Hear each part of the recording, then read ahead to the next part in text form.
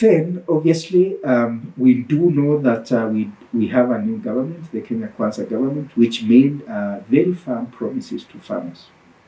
Of course, we are very excited that the President, His Excellency William Ruto, has agriculture very close in his heart. We, of course, know the Kenya Kwanza Manifesto had specific issues that they addressed that would be of help to farmers. For instance, they talked about spending 250 billion Kenya shillings over the next 5 years to lift 5 billion, to lift 5 million farmers out of poverty. Obviously, this is something that we are looking forward to the Kenya Kwanza meeting over the next 5 years.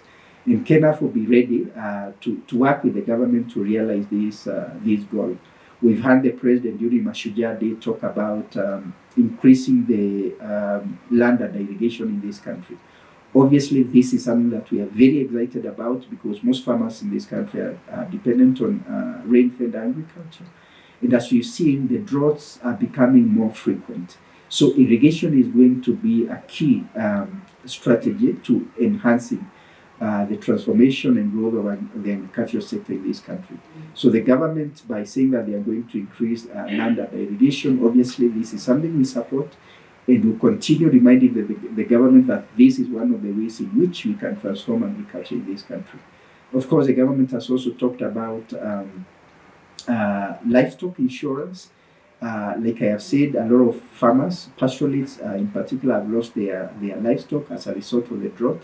So if the government is going maybe to start an insurance guarantee scheme for livestock producers in this country, this is also going to really help the farmers of this country.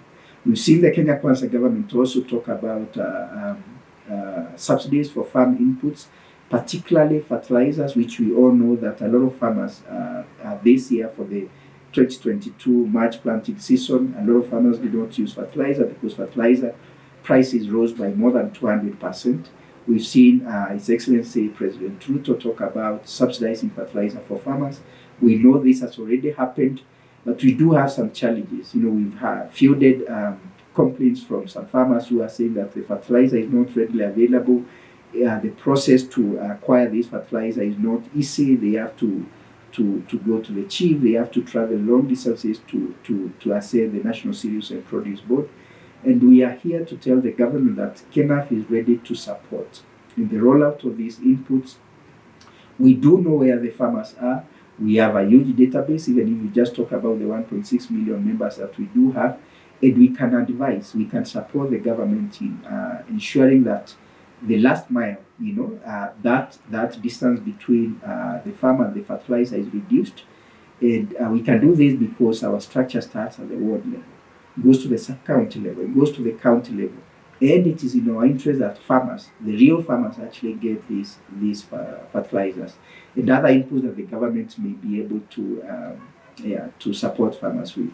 So these are some of the issues that will be working, of course, to support the government on, but also to hold the government to account, because these are promises that they are made to the farmers of this country.